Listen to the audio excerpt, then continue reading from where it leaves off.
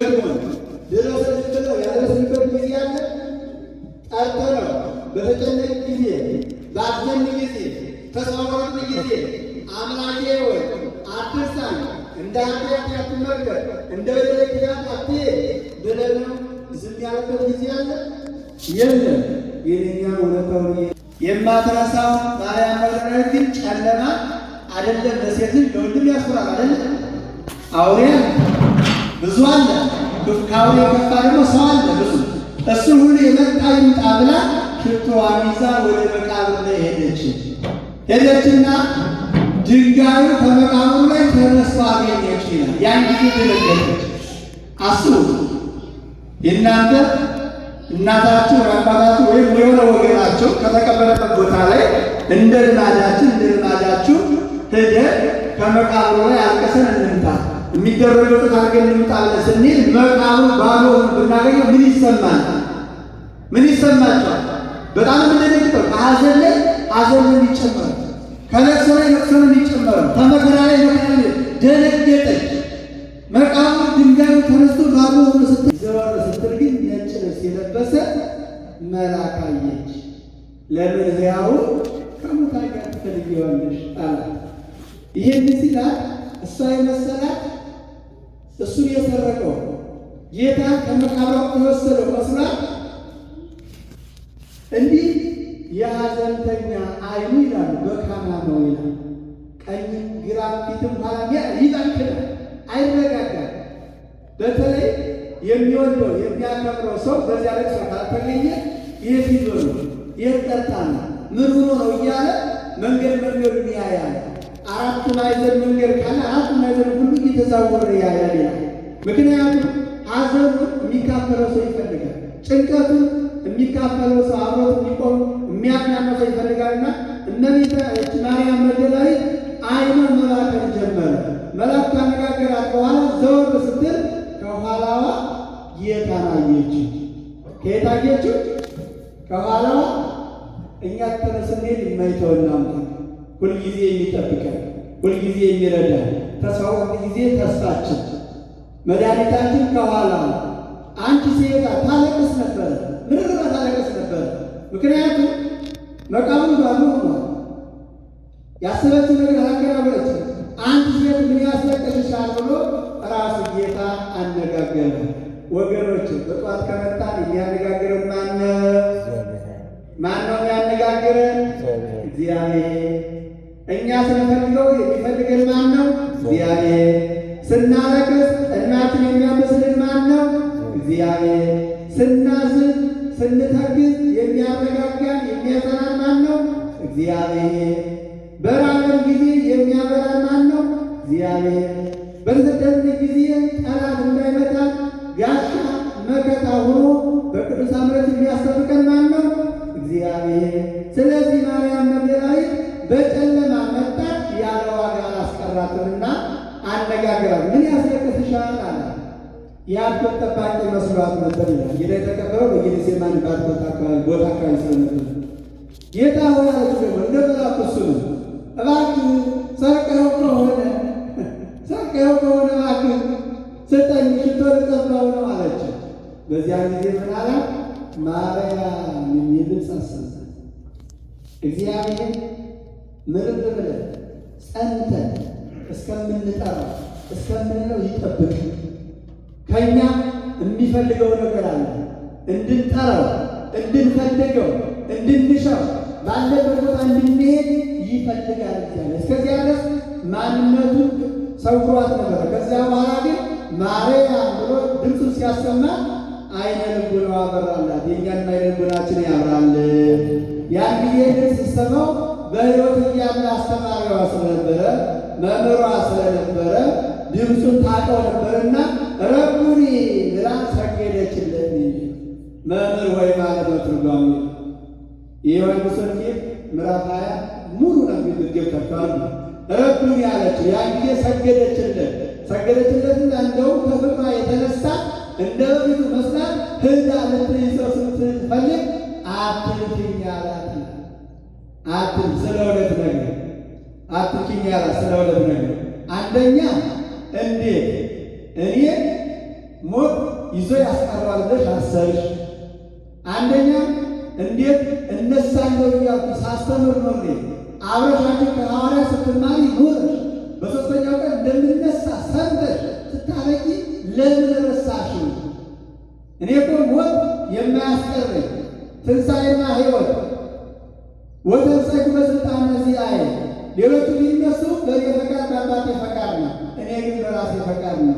አስነሽ ይፈልጋል ሌሎቹ፣ እኔ ግን አስነሻ አልፈልግም፣ በራሴ ስልጣን እነሳለሁ እያልኩ እንኳ አስተምሬ ነበረ ሲል አትንትኝ አላት። እምነት ጎሎሻል ስላለ እምነት ጎሎሻል። የተራሹ አላስተዋልሽም ወገኖች።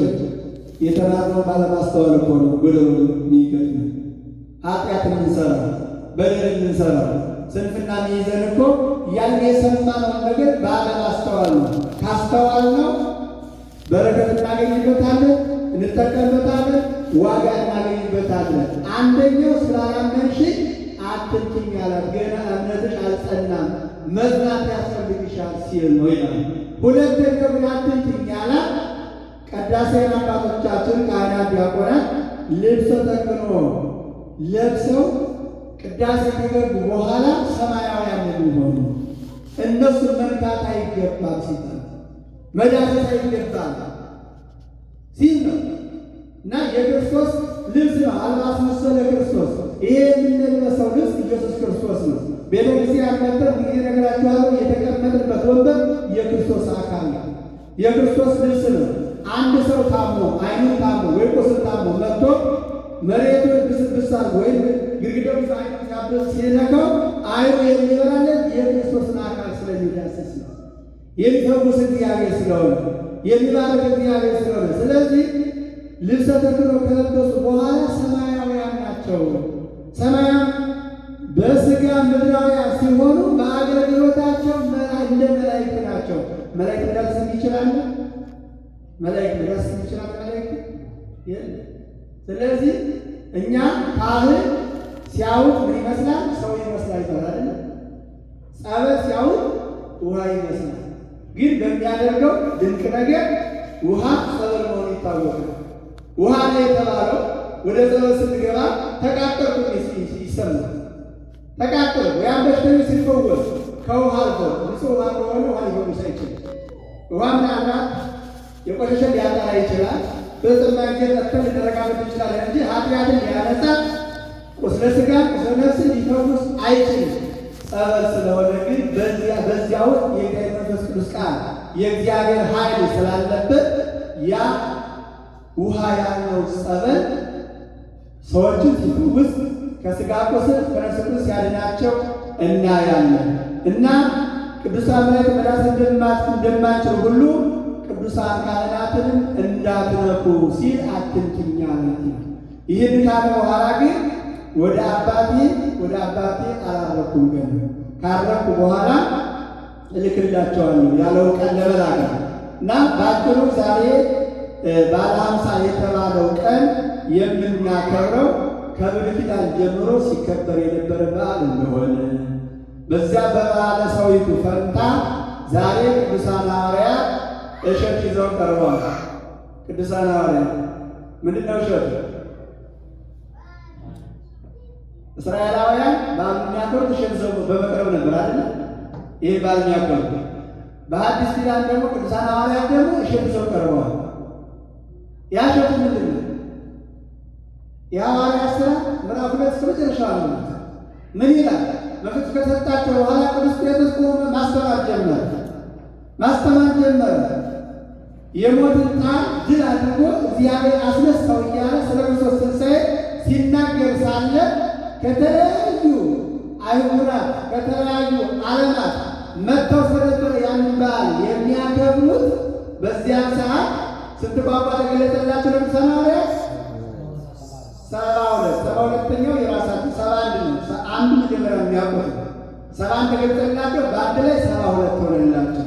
ይህ ግን ይላሉ ያን ጊዜ የተሰበሰበው ሰው የሚናገረው ቋንቋ ቁጥር ነው እንጂ ይላል ለቅዱሳን ሐዋርያት ቁጥር ስፍር የሰጣቸው። ለምን ሲባል ወተናገሩ በነገሩ በሐውርት ነው። በሐውርት ከተባለ ደግሞ ወሰን የለው። አህጉር ከተባለ የተወሰኑ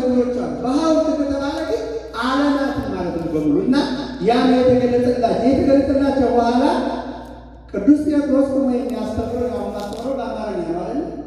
በአማርኛ እያስተማርኩ እያለ ከዚህ ውስጥ ትግረኛ የሚሰማው፣ ኦሮምኛ የሚሰማው፣ ሌላ ቋንቋ እንግሊዝኛ የሚሰማው በራሱ በሚናገር ቋንቋ ይሰማ ነበር።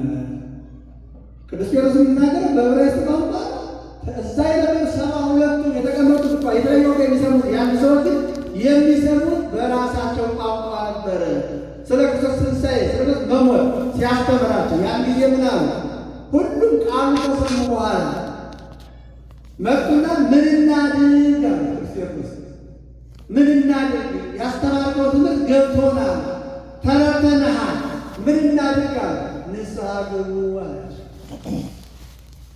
ንስሐ ግቡ፣ የጣላችሁ ታረቁ፣ የበደላችሁ ካሱ፣ የቀማችሁ መልሱ፣ የማትጾሙ ጾሙ፣ የማትጸልዩ ጸልዩ፣ የማትመጸውቱ መጽውቱ፣ አስራት ወቄት የማታወጡ አውጡ ብሎ ሁሉንም ሲያስተምራቸው ሁሉም በአንድ ቀን አመኑና 3000 የነፍሳት ሸክም ይዘው ወደ ፈጣሪ ቀረበ። በዛሬው ዕለት 3000 ነፍሳት አምነው በክርስቶስ ኢየሱስ ተጠመቁ። እልላችሁ እግዚአብሔርን አመስግኑ። ታዲያ ከእህል እሸትና ከነፍስ እሸት ነው የሚመጣው። የነፍስ እሸት እንዴ የእኛ ድርሻ ይሄ ወገኖች፣ እኛ በጊዜ የምንጠው የነፍስ እሸት ለማፍራት ነው። እናንተ እንድታፈሩ እንፈልጋለን። የንስሐ ፍሬ እንድታፈሩ እንፈልጋለን። የጽድቅ ሥራ እንድታፈሩ እንፈልጋለን። በጸሎት እንድትሆኑ እንፈልጋለን። እንድትጾሙ እንፈልጋለን። እንድታስቀድሱ እንፈልጋለን። እንድትዘምሩ እንፈልጋለን። እንድትመጸውቱ እንፈልጋለን። አስራት በኩራታችሁ እንድታወጡ ንስሐ ያገባችሁ ንስሐ ገብታችሁ በሥጋው ደግሞ እንድትበቁ እንፈልጋለን።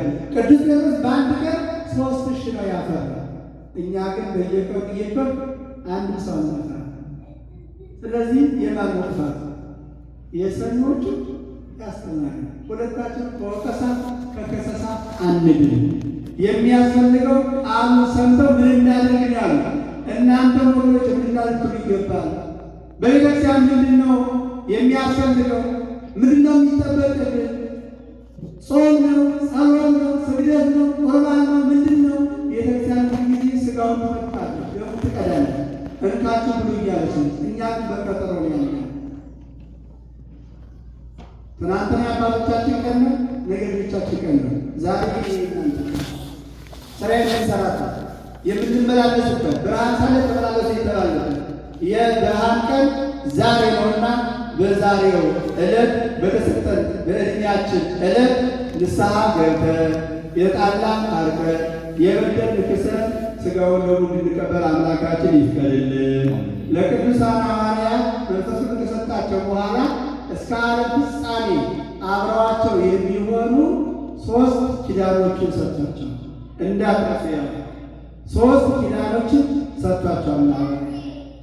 ያ ኪዳን እስከ ዓለም ፍጻሜ እየጠበቀን እየረዳን እያገዘን የምንኖር አንዱ የማቴዎስ ወንጌል ምዕራፍ 28 ቁጥር 19 ላይ እስከ ዓለም ፍጻሜ እኔ ከእናንተ ጋር እኖራለሁ ብሏቸው፣ ከእናንተ ጋር እስከ ዓለም ፍጻሜ እኖራለሁ። እስከ ዓለም ፍጻሜ ማለት እስከ ዓለም መጨረሻ ማለት ነው። ይህ ቃል ኪዳን ነው። ዛሬ በካህናት ላይ አድሮ እየጠበቀን ምዕመናኑን ሲባርክ ሲጠብቅ የሚኖረው ያ ቃል ኪዳን ነው። ሁለተኛው የዮሐንስ ወንጌል ምዕራፍ 14 ላይ ኃይለ እመጽእ ወእነሣእክሙ ቅድም ሲወጣ ሲያርግ እንዳያችሁት ዳግመኛ ይመጣል ብለው ቅዱሳን መላእክት ለሐዋርያት ነግረዋቸው ነበር። ክርስቶስ ምንድን ነው ያለ? ኃይለ እመጽእ ሁለተኛ እመጣለሁ፣ እኔ ወዳለሁበት እወስዳቸዋለሁ። ይህን ተስፋ ይዘን ነው ይህ ኪዳን አድርገን ወይሰር የምንመላለስ። ሁለተኛ ኪዳን ይህ ነው፣ እወስዳቸዋለሁ። አምላካችን ቅድም እንዳልኩት የማያደርገው አይናገርም፣ የተናገረው አያስቀርም። ዳግም ይመጣል። የሚመጣው ግን ምን በማለት ነው? ኃጥአንን ከጻድቃን ለመለየት ነው። ያን ጊዜ እኛ ከኃጥአን ተለይተን ከጻድቃን ማኅበር ብንደመር አሁን መሮጥ ያስፈልጋል። እንደ ማርያም መግደላዊት በጠዋት መሽቀዳደም ያስፈልጋል እና ሁለተኛው እወስዳቸዋለሁ የሚል ቃል ተገብቶላቸዋል። ይህ ቃል ኪዳን እስከ ዓለም ፍጻሜ አብሮ ይኖራል። ሦስተኛውና የመጨረሻው ዛሬ የሰጣቸው ቆዩ ያላቸው ኃይለ ስብከት ድረስ ቆዩ ነው ያላቸው። ያ ቃል የተገባላቸው ተሰጣቸው አልተሰጣቸው? ተሰጥቷቸው። ይሄ መንፈስ ቅዱስ ካለ አብሮ ሊኖር ይሄ መንፈስ ቅዱስ ነው ጾም የሚያጸነው ስራ የሚያሰራው። ስለ መንፈስ ቅዱስ ሰፋ አድርገን ግብሩን የሚቀጥለው ሳምንት እንማራለን። ዛሬ የትንሣኤው ስለሆነ ከማርያም መግደላዊት ምን እንማራለን? እሷ ቀድማ ወደ የት መጣች? ወደ የት መጣች? ወደ መቃብሩ መጣች። መቃብሩ ነው ማገኘችው? ክፍት ሆኖ አገኘችው። ቤተ ክርስቲያን ጊዜ ክፍት ናት። የክርስቶስ መቃብር ምንድናት ብያችሁ ነበር? ረሳችሁ? የክርስቶስ መቃብር ቤተ ክርስቲያን ናት። ያስተማሩ ሰምተናል። አስታውሳላችሁ? በመቃብሩ ማን ነበሩ? ብታስታውሳችሁ ከመቃብሩ ወይ ዮሴፍና ኒቆዲሞስ ተላልኳችሁ። ዮሴፍና ኒቆዲሞስ ገንዘው የቀበሩት ከዛ በራስጌና በግርጌ ነጫጭ የለበሱት መላእክት ከዛ ከማርያም መግደላዊት ጋር እናቶች አላለ።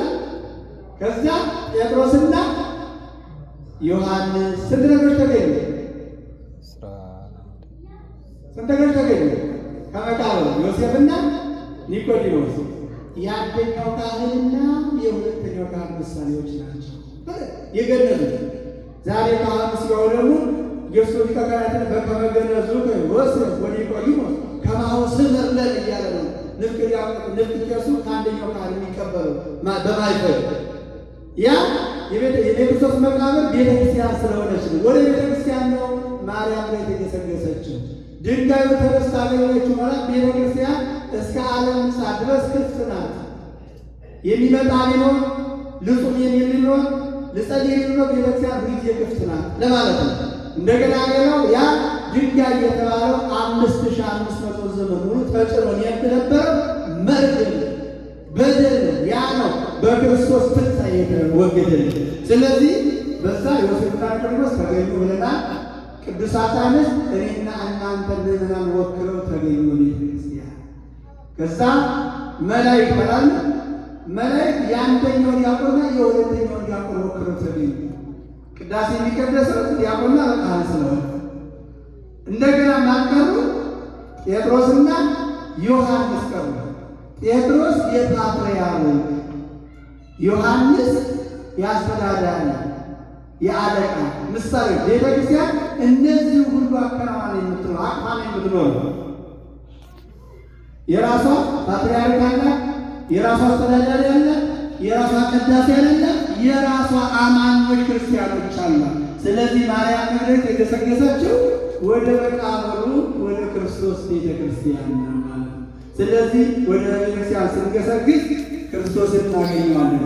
ወደ ቤተክርስቲያን ስንገሰግስ የከበደው ይቀልልናል፣ የጎደለው ይሞላልናል፣ የሚያስጨንቀን ጭንቀታችን ይወገድልናል፣ ፍርሃታችን ይወገድልናል፣ ሐዘናችን ወደ ደስታ ይቀየርልናል። ከዛም በኋላ የትንሣኤው አብሳሪ የሆነችው ይህች ሴት ነች።